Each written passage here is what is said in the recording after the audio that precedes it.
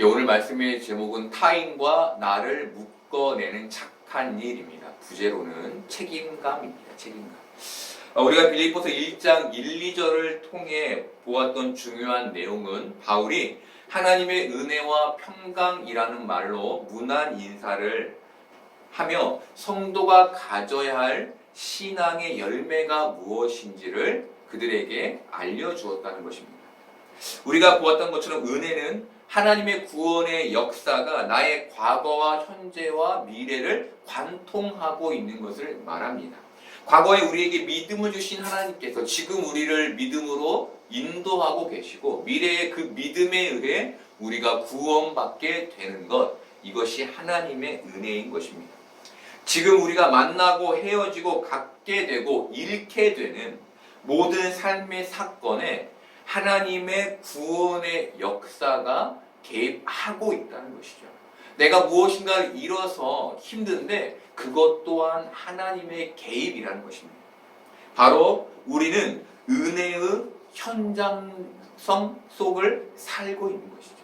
지금 이 시간, 우리가 예배를 드리는 이 시간, 삶에 나아가는 모든 시간이 우리에게는 삶의 현장성, 은혜의 현장성 속에 있는 것이라는 말입니다. 그래서 은혜 누림이란 하나님께 감동받은 어떤 것만을 말하지 않습니다. 은혜 누림이란 나를 구원으로 끌고 가시는 하나님의 역사를 순간순간 인지하게 되는 것을 말합니다. 아, 지금도 하나님이 나를 이렇게 은혜로 믿음으로 인도하고 계시는구나를 순간순간 인지하는 것, 이게 바로 은혜의 누림인 것입니다. 또한 평강은 바로 이 하나님의 구원의 은혜가 내 삶에 있음을 알 때 생기는 내적인 평안을 의미합니다. 현실이 아무리 흔들려도, 현실이 아무리 요동쳐도 하나님께서 나를 구원하셨다는 그 사실에 대한 흔들림, 없는 믿음, 그것이 바로 내적인 평안을 가져오는 것이죠. 바울은 빌립보 교회를 향한 문안 인사에서 성도가 가져야 할 중요한 하나님의 역사 두 가지를 강조하고 있는 것입니다. 너희가 이것은 알아야 해. 너희가 이것은 반드시 기억해야 해 라는 것으로 은혜와 평강을 말했다는 것이죠. 오늘 바로 6절에서 너희 안에 착한 일을 시작하신 이가 그리스도 예수의 날까지 이루실 줄을 우리는 확신하노라 라고 말합니다. 이 본문에서 착한으로 번역된 헬라어는 아가도스입니다. 아가도스는 칼로스와 함께 성경에서 선이라는 의미로 자주 쓰이는 단어입니다. 칼로스와 아가도스는 의미의 차이가 있는데 칼로스가 궁극적인 선을 가리킨다면 아가도스는 도덕적인 선을 가리킵니다. 예를 들면 누군가를 사랑하는 마음이 우리 안에 가득한 것, 이것이 칼로스라면 누군가에게 친절을 베푸는 것은 아가도스인 것입니다. 칼로스가 선의 본질이라면 아가도스는 선의 모양을 가리키는 것이죠. 이런 의미에서 오늘 바울이 말한 착한이란 외형적인 선을 가리킵니다. 아가도스이기 때문이죠. 외형적인 선. 그렇다면 빌립보 교인들이 보여준 외형적인 선은 무엇이었을까요? 5절을 보면 바울은 너희가 첫날부터 이제까지 복음을 위한 일에 참여하고 있기 때문이라고 말합니다. 이들이 가진 착한 일은 빌립보 교회가 세워지면서 시작된 복음을 위한 일에 참여한 무엇이었습니다. 말씀에서 참여라는 단어의 헬라어는 코이노니아입니다. 여러분, 우리 코이노니아는 언제 씁니까? 코이노니아의 밤 이런 거 있었죠? 그렇죠? 교제할 때, 뭔가 이렇게 셀러브레이션 할 때 쓰던 말이죠. 코이노니아는 교제라는 뜻을 가지고 있는데 개역 한글에서는 이 말씀을 복음에서 너희가 교제함을 인함이라 라고 번역했습니다. 교제라는 말 그대로 번역한 것이죠. 하지만 교제는 사람과 사람이 나누는 친밀한 교제뿐 아니라 가난한 자들에게 물질을 나누는 교제도 포함하고 있습니다. 빌립보 교인들이 예루살렘 교회를 위해 구제 헌금을 드린 것을 복음을 위한 일에 참여한 착한 일이라고 바울이 말한 것입니다. 그들이 자신의 물질을 모아 예루살렘 교회에 헌금을 했는데 그것을 빌립보 교회가 세워지면서부터 시작한 것이죠. 그것을 바울은 복음에 참여한 일이라고 했고, 그것을 착한 일, 아가도스의 일이라고 말한 것입니다. 현대 교회를 보며 제가 염려되는 게 있습니다. 그것은 교회의 진짜 교제의 의미가 사라지고 있는 것입니다. 자신의 것을 떼어 나누는 것에 인색해져 가는 사람들의 모습입니다. 사람들은 남을 위해 시간을 나누고 물질을 나누는 것에 점점 인색해지고 있습니다. 자신의 행복이 더 중요하고 자신의 안위가 더 중요해졌습니다. 무엇보다 교회는 서로의 삶에 깊숙이 개입하는 것에 대한 깊이를 잃어버렸습니다. 교회가 무능해져 버린 것이죠. 교회가 교회의 역할을 상실해 가고 있는 것입니다. 이런 측면에서 저는 개역 한글에서 교제라고 번역된 코이노니아를 개역 성경에서 참여라고 번역한 것에 대해서 잘된 번역이라고 생각합니다. 여러분, 우리는 성도의 삶에 참여해야 하는 사람들입니다. 성도와 성도는 코이노니아, 바로 성도의 삶을 향한 참여를 가져야 하는 책임을 가지고 있는 것입니다. 이것은 부담스러운 관심이나 억지스러운 개입을 말하는 것이 아닙니다.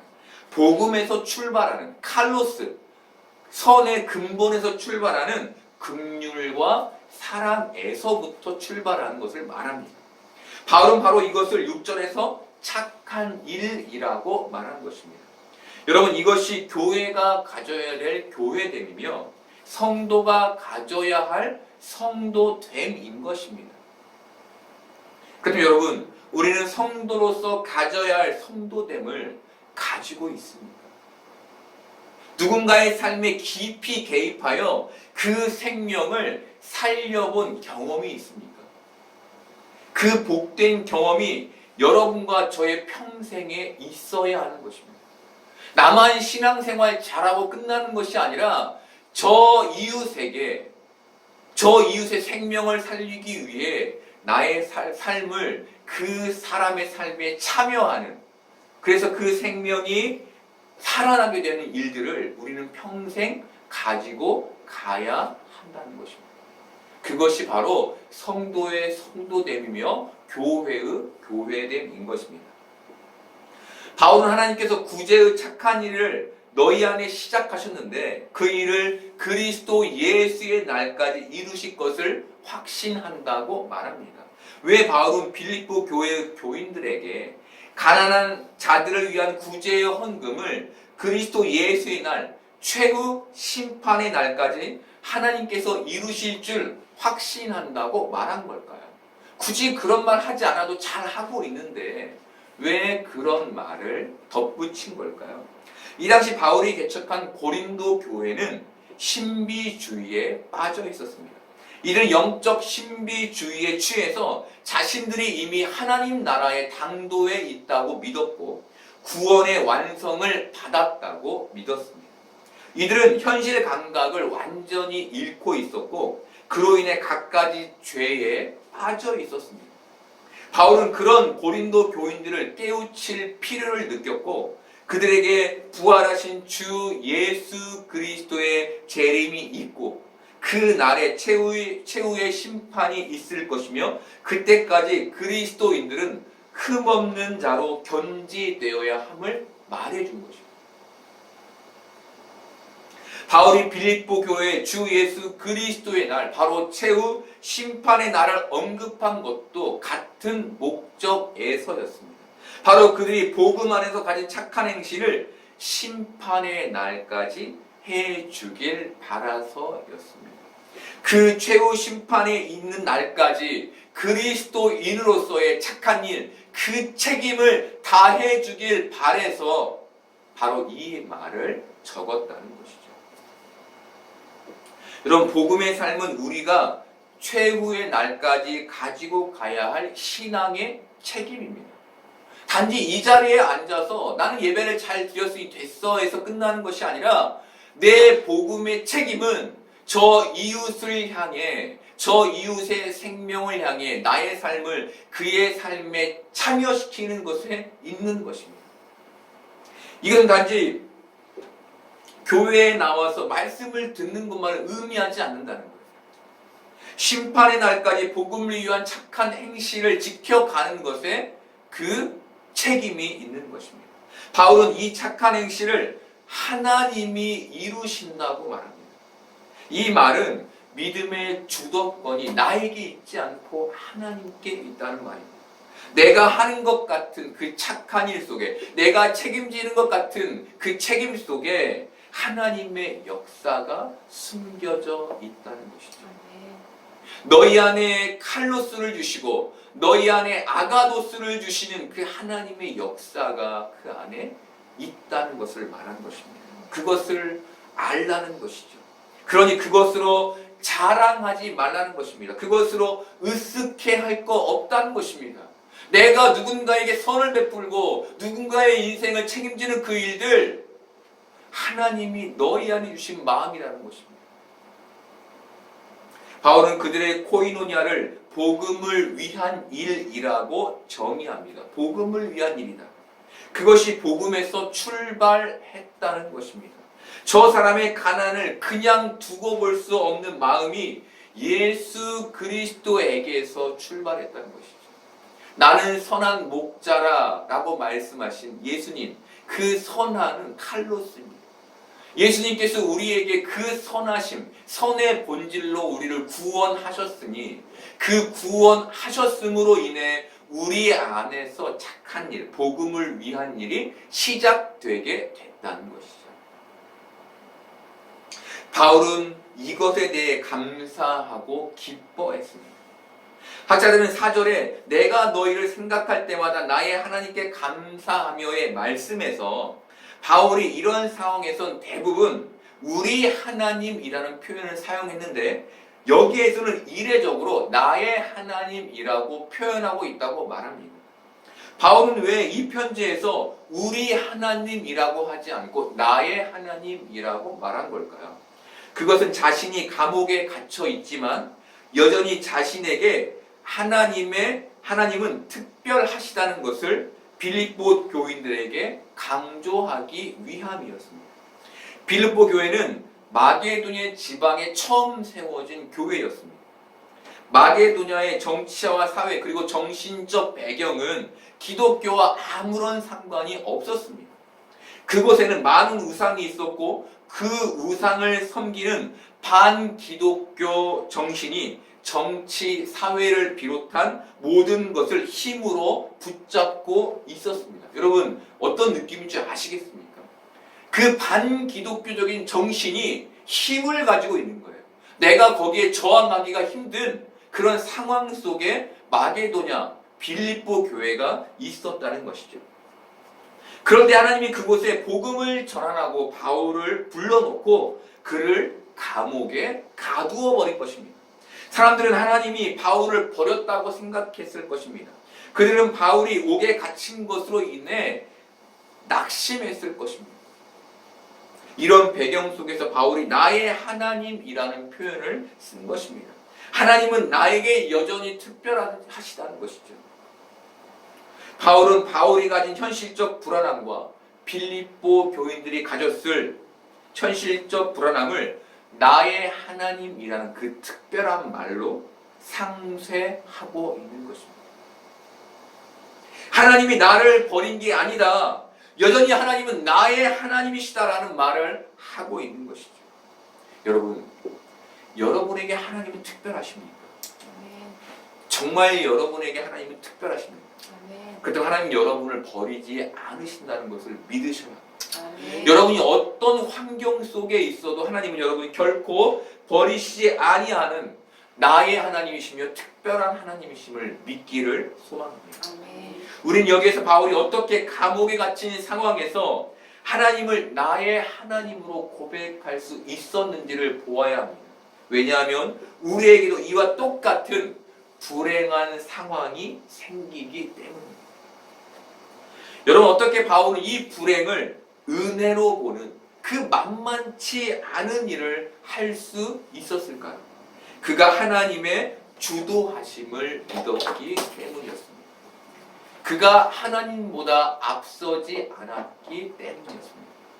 청년 사역을 하며 곤란했던 적이 있었습니다. 그것은 바둑을 둘 때 상대방의 공격을 미리 알고 수를 두듯 청년 중에 저보다 한 수도 아닌 두 수 앞을 내다보는 청년이 있었기 때문이었습니다. 그래서 그 청년이랑 대화할 때는 제 생각을 들키지 않기 위해서 늘 조심했고 긴장하지 않을 수 없었습니다. 그런데 그 청년과의 대화가 편해지게 된 계기가 있었습니다.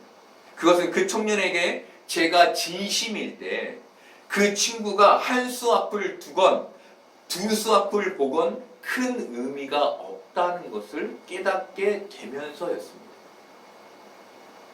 여러분, 바울은 하나님이 자신에게 진심인 것을 알았습니다. 그분이 진심으로 자신의 인생을 주도하고 계심을 믿었습니다. 그래서 바울은 한 수 앞을 내다볼 필요가 없었습니다. 그 불행한 환경에도 하나님의 진심이 있음을 그는 알았고, 그래서 하나님보다 앞서지 않을 수 있었고, 그래서 근심하지 않을 수 있었던 것입니다. 하나님이 나의 인생을 책임지시지. 하나님이 내 인생을 주도하시지. 지금도 하나님은 내 인생의 진심이시지. 나를 버리지 아니하시지. 그러니 그가 근심과 두려움을 가질 필요가 없었던 것입니다. 여러분, 친구의 진심을 알면 우리는 그 친구로 인해 피해를 보더라도 그게 그렇게 아깝지 않습니다. 하지만 친구가 나를 속였다고 생각되면 그때는 적은 피해도 그냥 넘어가기가 쉽지 않습니다. 마찬가지로 바울은 하나님이 자신의 인생의 진심이신 것을 알았기 때문에 그가 감옥에 갇혔음에도 불구하고 실망하지 않고 하나님을 나의 하나님이라고 고백할 수 있었던 것입니다. 여러분, 하나님은 우리의 인생의 진심이십니다. 그러니 우리는 하나님의 주도하심을 믿어야 할 것입니다. 여러분이 여러분의 때에 특별하신 하나님을 믿어야 하는 것이죠. 바울은 내가 너희를 생각할 때마다 나의 하나님께 감사하며 간구할 때마다 너희 무리를 위하여 기쁨으로 항상 간구한다고 말합니다. 이 말씀에는 헬라어 모두, 모든, 항상, 때마다 라는 단어가 정확히 해석되어 있지 않습니다. 그래서 이 말을 정확히 직역하면 여러분 모두를 위한 나의 모든 청원 기도 가운데 항상 여러분을 기억하고 언급할 때마다 하나님께 감사합니다. 기쁨으로 청원 기도를 드리면서 말입니다가 됩니다. 이 말씀에 나온 모두, 모든, 항상, 때마다 라는 단어는 전부 모두라는 뜻을 가진 어근에서 나왔습니다. 바울이 이 단어를 사용한 이유는 빌립보 교회에 분열이 있었기 때문이었습니다. 중요한 것은 바울이 모두라는 단어 안에 자신을 묶어내고 있다는 것입니다. 여러분, 굉장히 중요한 얘기입니다.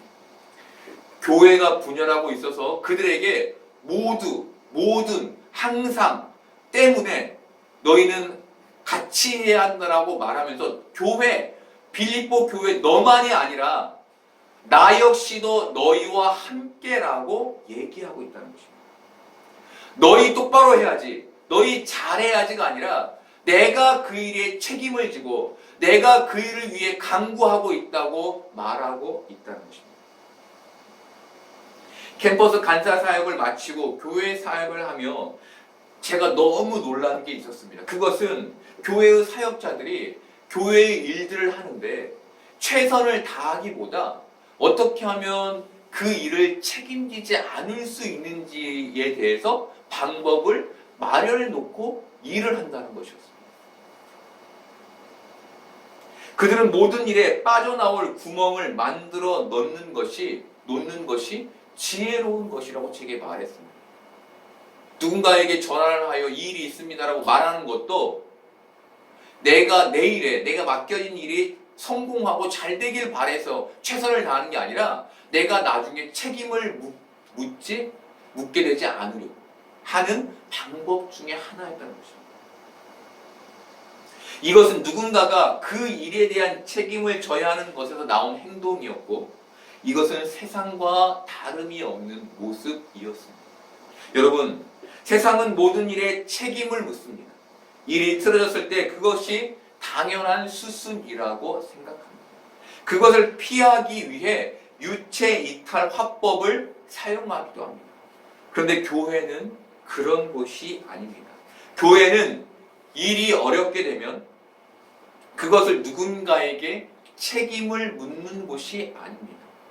그것을 함께 책임지는 곳이 교회입니다. 이게 올바른 교회의 모습입니다.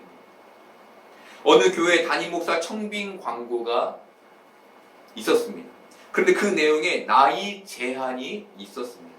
원로 목사가 될 수 없는 자격 요건을 충족시키지 않게 하기 위해서 원로 목사가 되지 않게 하기 위한 그것을 나이 제한으로 둔 것이죠. 교회가 교회를 위해 20년간 애쓴 목사의 노를 책임지기 싫어서 낸 청빙 광고였습니다. 저는 이 광고를 보며 교회가 너무나 세상과 같다는 생각을 했습니다. 그 안에 교회의 모습이 없다고 생각했습니다. 예수님은 당신과 아무런 관련이 없는 우리의 죄를 책임지셨습니다. 이것은 우리가 저들의 인생을 감나라, 배나라, 판단만 하는 게 아니라 그들의 인생에 뛰어 들어가서 그들의 인생을 책임지는 게 성도의 삶이며 교회의 역할임을 보여줍니다. 여러분, 현실적으로 우리가 전적인 책임을 질 수는 없습니다. 하지만 적어도 부분적인 책임을 공감할 때 교회가 교회로서의 역할을 세상이 할 수 있게 되는 것이죠. 그때 진짜 교회는 교회가 되는 것입니다. 빌립보 교회는 가난한 예루살렘 교회를 향해 구제의 헌금을 드렸습니다. 오늘 바울은 그것을 착한 일이라고 말하며 칭찬하고 있습니다. 빌립보 교회가 가난한 예루살렘 교회를 책임진 것이 바울에게는 너무 벅찼던 것입니다. 아, 그래, 너희가 진짜 복음을 가졌구나. 그게 바울에게는 기쁘고 감사했던 것입니다. 그래, 너희가 진짜 교회가 되었구나. 너희가 진짜 성도가 되었구나. 그 구제헌금으로 바울은 그것을 알 수 있었고, 자신이 복음을 전했던 그 교회가 그렇게 복음의 사역을 잘 감당하고 있는 것에 그의 마음이 벅찼던 것입니다. 그래서 그렇게 기쁨으로 기도하고 간구하고 감사할 수 있었던 것입니다. 분명 빌립보 교회에는 분열이라는 문제가 있었지만 바울이 이토록 감사와 기쁨으로 기도할 수 있었던 것이 그들 안에서 시작된 착한 일, 그 복음의 일, 이웃의 삶에 참여하는 일에 있었던 것이죠. 지금의 시대는 자기애를 강조하는 시대입니다. 자기 만족이 중요하고 자기 기쁨과 자기 행복이 중요합니다. 그래서 다른 사람을 돌아보지 못합니다. 자연스럽게 이것은 타인에 대한 사랑을 약화시켜 버렸습니다. 사람들은 사람에 대한 관심을 잃어가고 있습니다. 반면 누군가 잘못을 하면 벌떼처럼 달려들어 비난과 정죄와 판단을 일삼습니다. 사람들은 점점 개인주의화되고 이기주의화되고 있고 나만 손해보지 않으면 되는, 그래서 남을 배려하지 않는 삶을 정당화하게 되었습니다. 문제는 이것이 젊은 사람들에게 문화처럼 자리 잡고 있는 것입니다. 여러분, 이것은 기독교의 정신이 아닙니다. 이것은 복음의 행동이 아닙니다. 복음은 나와 너를 모두 안에 넣습니다. 나와 너를 그리스도인이라는 이름으로 묶어냅니다. 그래서 누군가의 잘됨은 시기의 대상이 아니라 공동체의 기쁨이 되고 또 누군가의 어려움은 혼자만의 어려움이 아니라 모두의 어려움이 됩니다. 여러분 이 책임감이 바로 복음을 가진 우리가 최후의 심판 때까지 가지고 가야 할 착한 일인 것입니다. 그렇다면 여러분 우리는 왜 그 착한 일을 제대로 하지 못하는 걸까요? 예수님께서 누가복음 10장에서 선한 사마리아인 비유를 말씀하셨습니다. 이때 율법사가 예수님을 찾아 이렇게 말합니다. 주님, 제가 어떻게 영생을 얻을 수 있습니까? 율법사는 영생에 관심이 있었습니다. 천국에 가는 것에 관심이 있었습니다. 그래서 예수님이 그에게 율법이 뭐라고 하더냐라고 묻습니다. 율법사는 정확하게 내 마음을 다하고 뜻을 다하고 힘을 다하고 목숨을 다하여 주 너의 하나님을 사랑하고 그리고 그처럼 너의 이웃을 사랑하라고 말해주십니다. 그리고 그와 같이 행하라라고 말씀해 주십니다. 여러분 어떻게 하면 그 일을 행할 수 있는 겁니까? 어떻게 하면 내가 이 땅에서 착한 일, 복음의 일, 다른 사람의 인생에 참여하는 일을 할 수 있는 겁니까?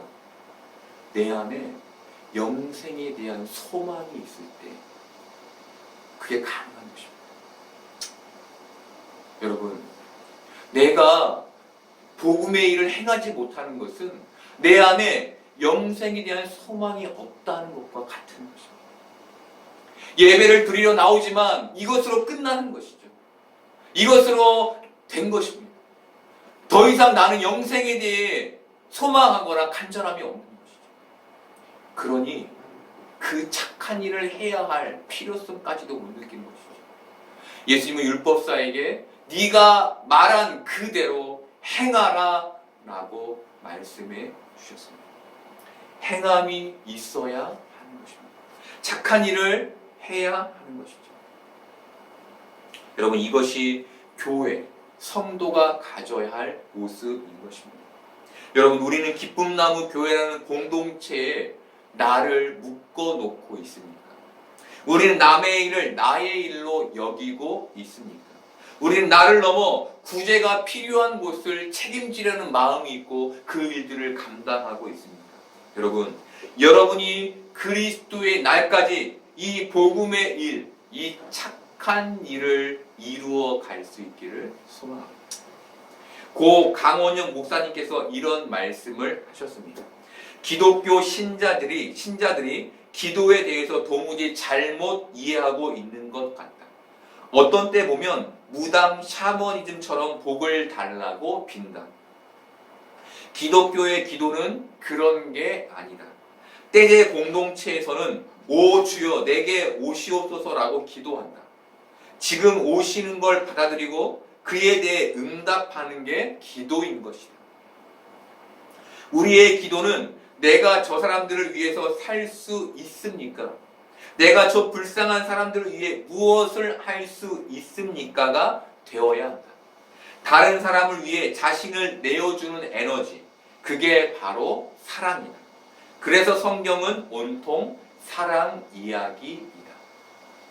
임실 치즈마을을 이룬 지정환 신부는 하나님을 섬기는 것은 이웃을 섬기는 것이라는 신념으로 건강한 먹거리를 생산해 이웃에게 제공해야 한다고 말했습니다. 여러분 바울은 너희 안에 착한 일을 시작하신 이가 그리스도 예수의 날까지 이루실 줄을 우리는 확신하노라라고 말합니다. 저 또한 우리 안에서 착한 일을 시작하신 이가 그리스도 예수의 날까지 우리 안에서 그 일을 이루실 줄을 확신합니다. 여러분들에게 타인을 향한 아가도스의 착한 행실이 그 책임을 지려는 마음이 예수 그리스도의 날까지 계속되기를 확신합니다. 무엇보다 여러분이 교회를 자신과 묶어내기를 바랍니다. 이 자리에 개인으로 앉아있지만 나와 네가 모두라는 이름으로 연결되어 있음을 깨닫기를 바랍니다. 그래서 너의 일이 나의 일이 되고 나의 일이 너의 일이 되는 관계가 성립되기를 바랍니다. 그렇게 우리가 참 교회된 심판의 날까지 복음의 일을 잃지 않고 그 일을 행함으로 천국에 가게 되는 복된 여러분들 되기를 소망합니다.